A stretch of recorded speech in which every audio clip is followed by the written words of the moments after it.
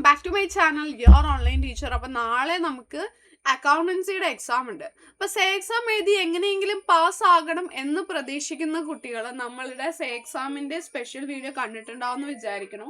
അതിൽ കൃത്യമായിട്ട് പറഞ്ഞിട്ടുണ്ടായിരുന്നു എങ്ങനെയാണ് നമ്മൾ ഓരോ പാർട്ട് എയിൽ നിന്നും പാർട്ട് ബിയിൽ നിന്നും ഓരോ കാര്യങ്ങൾ പഠിക്കേണ്ടത് എന്നുള്ളത് പറഞ്ഞിട്ടുണ്ടായിരുന്നു. ഇതൊരു ലാസ്റ്റ് മിനിറ്റ് ഗൈഡാണ്. അതിനുശേഷം നിങ്ങൾ ശ്രദ്ധിക്കേണ്ട കുറച്ച് കാര്യങ്ങളാണ് ഇതിൽ വരുന്നത്. ഓക്കെ, അപ്പൊ നമുക്ക് ഓരോന്നോരോന്നായിട്ട് നോക്കാം.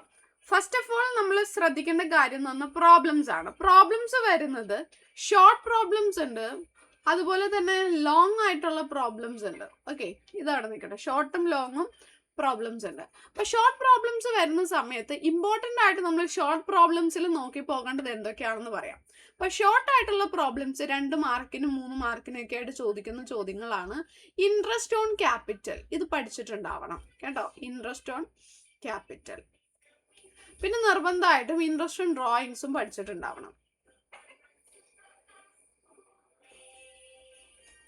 Interest on drawings. ദെൻ പിന്നെ പഠിച്ചിട്ടുണ്ടായിരുന്നത് guarantee of profit to partner, guarantee പഠിച്ചിട്ടുണ്ടാവണം. ഓക്കെ, പിന്നെ നമ്മൾ ratio calculation. Okay, ratio calculation നിർബന്ധമായിട്ട് പഠിക്കണം. ഇതാണ് ചെറിയ മാർക്കിലേക്ക് ഇമ്പോർട്ടൻ്റ് ആയിട്ടുള്ള പ്രോബ്ലം ക്വസ്റ്റ്യൻസ്. ചെറിയ മാർക്കിലേക്ക് ഇമ്പോർട്ടൻ്റ് ആയിട്ടുള്ള തിയറി ക്വസ്റ്റ്യൻസ് ഉണ്ട്. തിയറി ക്വസ്റ്റ്യൻസ് പറയാം. ഒന്നെന്ന് പറയുന്നത് പാർട്ട്ണർഷിപ്പ് ഡീഡ്, അതിന്റെ കണ്ടന്റ്. പാർട്ട്ണർഷിപ്പ് ഡീഡും അതിന്റെ കണ്ടന്റും. രണ്ടെന്ന് പറയുന്നത് ഡിസൊല്യൂഷൻ ഓഫ് പാർട്ട്ണർഷിപ്പും ഡിസൊല്യൂഷൻ ഓഫ് ഫേമും തമ്മിലുള്ള ഡിഫറൻസ്. ഫിക്സഡ് ക്യാപിറ്റൽ മെത്തേഡും ഫ്ലക്ച്വേറ്റിംഗ് ക്യാപിറ്റൽ മെത്തേഡും തമ്മിലുള്ള ഡിഫറൻസ്. ഇതൊക്കെ ചെറിയ മാർക്കിന് വരുന്ന തിയറി ക്വസ്റ്റ്യൻസ് ആണ്. ഇനി ലോങ് ക്വസ്റ്റ്യൻസ്. ലോങ് ക്വസ്റ്റ്യൻ എന്ന് പറയുമ്പോൾ 3 മാർക്കിന് മുകളിലേക്ക് വരുന്ന ക്വസ്റ്റ്യൻസ് ആണ്. അതിൽ ഏറ്റവും ഇമ്പോർട്ടൻ്റ് ആയിട്ട് ഈസി ആയിട്ട് നമുക്ക് സ്കോർ ചെയ്യാൻ പറ്റുന്ന ക്വസ്റ്റ്യൻസ് ആണ് നമ്മുടെ റീവാലുവേഷൻ അക്കൗണ്ട്. ഫുൾ പ്രോബ്ലം ശരിയാക്കിയില്ലെങ്കിൽ മക്കളെ നിങ്ങൾക്ക് റീവാലുവേഷൻ അക്കൗണ്ട് ശരിയാക്കാൻ പറ്റുമല്ലോ. അതുപോലെ തന്നെ റിയലൈസേഷൻ അക്കൗണ്ട് കുറച്ചെങ്കിലും ശരിയാക്കാം. ഓക്കെ, അങ്ങനെ നമ്മൾ നോക്കേണ്ടത്. നമ്മൾ പഠിച്ചിട്ടില്ല, അറിയില്ല എന്നുള്ളതല്ല. ആ ഒരു ടോപ്പിക്ക് കുറച്ചെങ്കിലും നമുക്ക് സ്കോർ ചെയ്യാൻ പറ്റുമോ? 8 മാർക്കിന് ഈ ചോദ്യം വരുമ്പോൾ അതിൽ നിന്ന് എനിക്ക് 4 മാർക്കെങ്കിലും മേടിക്കാൻ പറ്റുമോ എന്ന് ചിന്തിക്കണം. അല്ലെങ്കിൽ അല്ലാതെ അത് മൊത്തം നമ്മൾ കംപ്ലീറ്റ് ആയിട്ട് സ്കിപ്പ് ചെയ്യല്ല വേണ്ട. സോ റിയലൈസേഷൻ അക്കൗണ്ട് അറിയുന്ന പോലെ പഠിച്ചൊരു 4 മാർക്കെങ്കിലും അതിൽ നിന്ന് മേടിക്കാൻ വേണ്ടിയിട്ട് നോക്കാം. പിന്നെ ഇമ്പോർട്ടൻ്റ് ആയിട്ട് പഠിക്കുന്ന ലോൺ അക്കൗണ്ട്. അത് കാണാതെ ആണെങ്കിലും പഠിച്ചേക്കണം. 4 മാർക്ക് ഉറപ്പിക്കാൻ പറ്റുന്ന ക്വസ്റ്റ്യൻ ആണ് ലോൺ അക്കൗണ്ട്. ഓക്കെ, വളരെ പ്രധാനപ്പെട്ടതാണ്. പിന്നെ വളരെ പ്രധാനപ്പെട്ട ഒന്നാണ് profit and loss appropriation account. ഇതും നിങ്ങൾ നിർബന്ധമായിട്ട് പഠിച്ചേ പറ്റുള്ളൂ. Appropriation account. ഓക്കെ, വളരെ പ്രധാനമായിട്ട് നമ്മൾ പഠിച്ചിരിക്കുന്ന പാർട്ട് എയിലെ ക്വസ്റ്റ്യൻസ് ആണ് ഇതെല്ലാം. പിന്നെ തിയറി ക്വസ്റ്റ്യൻ ആയിട്ട് ചോദിക്കാൻ ചാൻസ് ഉള്ളത് ഇവിടെ പറഞ്ഞു. പിന്നെ ഗുഡ്വില്ലിനെ അഫക്റ്റ് ചെയ്യുന്ന ഫാക്ടേഴ്സ്, ഗുഡ്വില്ലിന്റെ കാൽക്കുലേഷൻ പഠിക്കണം കേട്ടോ.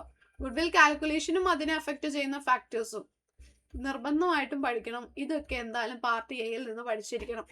പാർട്ട് ബിയിൽ നിന്നാണെങ്കിൽ കമ്പ്യൂട്ടറൈസ്ഡ് അക്കൗണ്ടിങ്ങിന് AFSനും വേണ്ടിയിട്ട് നമ്മൾ സെപ്പറേറ്റ് വീഡിയോ ചെയ്തിട്ട് പറഞ്ഞില്ലേ.